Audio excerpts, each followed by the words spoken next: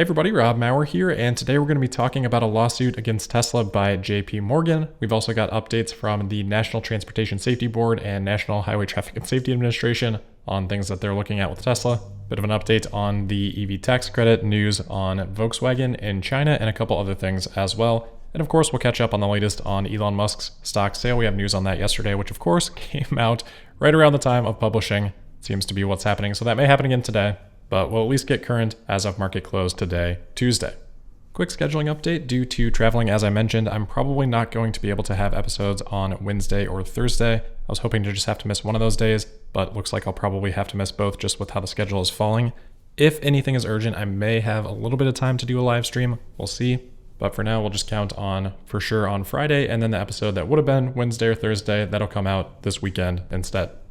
Alright, strong day for Tesla stock today, finishing up 4.1% to $1,054.73. That compared to the NASDAQ, which was up 0.75%. Getting caught up on Elon Musk's stock sale, we did see another 934,000 shares sold yesterday, but this was part of his options exercise. So he did acquire 2.154 million shares, just like last Monday, and this was a part of that pre-approved trading plan on September 14th. So just like last Monday, the 934,000 shares that are being sold here, that's just the required amount to cover the taxes on exercising that option. So we may be starting to see an early pattern of how that pre-planned portion of the sale is going to happen. We've seen now 2 Mondays in a row, the same number of shares exercised, same number of shares sold. If we see that next Monday, definitely would be a pretty strong pattern. And then of course, as we've talked about, in addition to those options, Elon has been selling those core shares as well. None of that happened yesterday though. Or at least we haven't seen any of that disclosed. Technically, that could still be disclosed today or tomorrow. Anyway, if we look at the total, so far Elon has sold about 7.3 million shares. To get to 10%, he needs to sell somewhere between 17 and 25 million, depending on what he was referring to, exactly with that 10%. So it could be as much as 43% of the way through selling, or as little as 29% of the way through. And then just checking in on the options that remain to be exercised from that 2012 performance plan. Remember, Elon started out at about 22.8 million that had not yet been exercised. We're now down to about 18.5 million. So if Elon keeps exercising in these 2.15 million share blocks, there would be 8.6 blocks of those left. And if he keeps selling 934,000 shares of those blocks to cover taxes, there would be 8 million shares sold from that.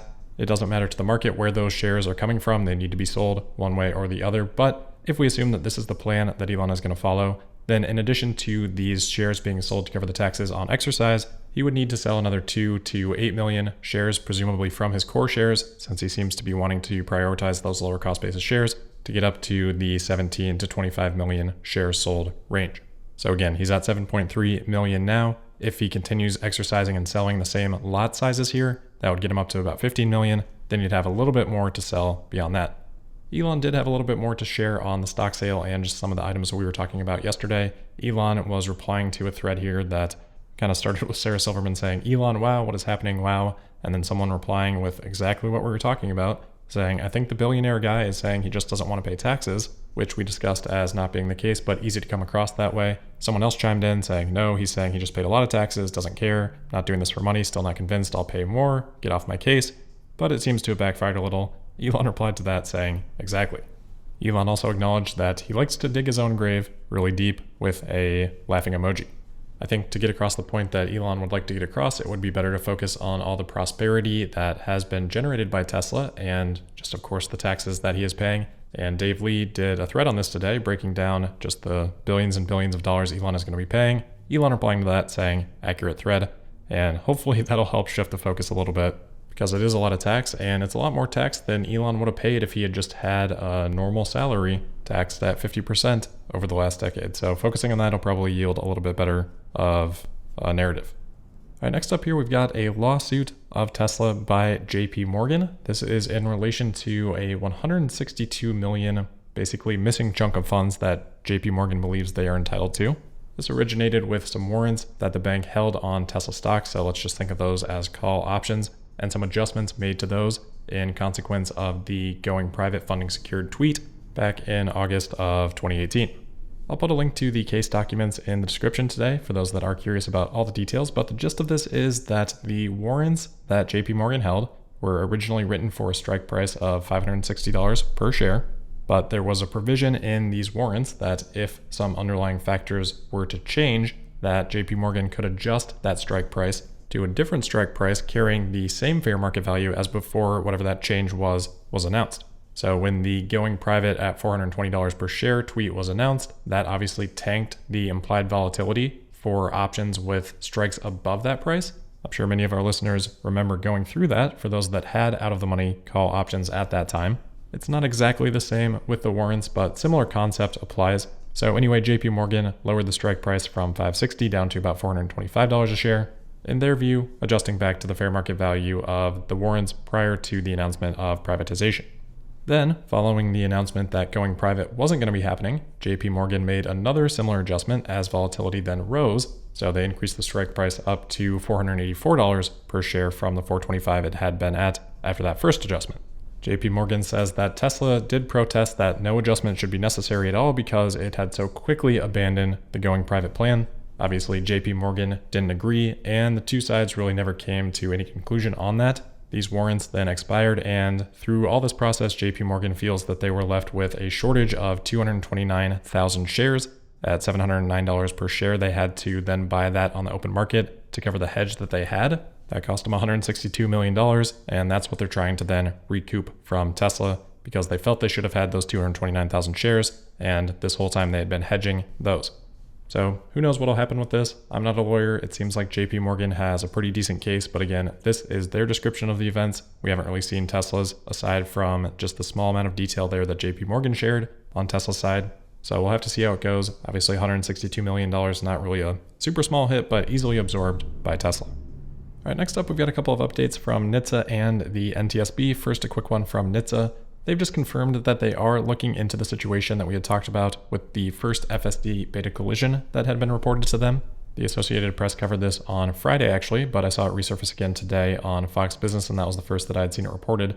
Anyway, they just confirmed that they have been in contact with Tesla to get more information about this possible collision. So no huge update, but wanted to pass that along as well. And then the next update from the NTSB is a good reminder to potentially reserve judgment until more details are disclosed. They have now wrapped up their investigation on a 2020 crash with a Model 3 in California, in which autopilot was engaged, but the NTSB also found that the accelerator pedal had also been manually pressed at the time of collision with a minivan. They say that the Tesla was going 68 miles per hour behind the minivan when the driver increased the vehicle speed to 72 miles per hour, and the Model 3 triggered automatic emergency braking, which did drop the speed. But apparently the driver then increased the pressure on the accelerator to 95%, struck the minivan, and then exited the highway at speeds recorded up to 114 miles per hour before striking another vehicle. So given that manual override, the NTSB satisfied with those results and saying no further action would be taken. All right, next up, we've just got a small update on the EV tax credit in terms of the schedule. Politico reporting that House Democrats have returned to the Capitol and plan to vote as soon as Thursday on the Build Back Better budget plan, which of course does contain the EV tax credit. So they are still waiting for the Congressional Budget Office to review the funding for the plan, and that is expected no later than this Friday, could be as early as Thursday afternoon, at which point they could then continue with a vote on that plan. And if successful, it'll pass over to the Senate, which of course could be a bit more of an obstacle than what the House would be. We'll definitely keep an eye on that House vote though, because that could carry some changes to some items, including the EV tax credit at that stage as well. Next is an update on Volkswagen. We've talked a little bit about sort of the sluggish start to their EV sales in China this year, and it looks like that is resulting in some turmoil with the head of their Chinese operations now being relieved of his duties, according to a report by Automobile Woche, covered here by Reuters. Now that VW's EV production is starting to come online with a little bit more pace, this is going to be a really interesting 6 to 12 month time period to see how those sales track, especially in China, because if there's any weakness shown in the EV business for really any company at this point, that's going to be a huge red flag and a big hit to valuations, I guess, unless maybe you're Toyota. All right, last couple of items here. First is an update on hedge funds. So Whale Wisdom is reporting that over the last quarter, 211 hedge funds added Tesla positions, meaning brand new Tesla positions, while 116 completely closed out their Tesla positions. So more buyers than sellers. Obviously the quantity matters, and I don't think we've got that here, but not super surprising with how the stock has done. And it also sounds like the famous quant fund Renaissance Technologies has added to their Tesla position maybe about 500,000 shares or so during that quarter as well. Lastly then, just kind of an exciting carve-out that was noticed in the infrastructure bill. Apparently this will legalize adaptive driving beams here in the United States, basically allowing automakers to have more control over where the light from the headlights is being distributed. And we saw a great example of this at Tesla's GigaFest at Giga Berlin. So Tesla should be able to soon leverage that here in the US. All right, that is it for today then. Again, we should be back soon, but probably not until Friday. I'll let you know on Twitter if anything changes, so make sure you're following me there at Tesla Podcast. But as always, thank you for listening. Make sure you're subscribed and signed up for notifications, and I'll see you again for the next episode of Tesla Daily. Thank you.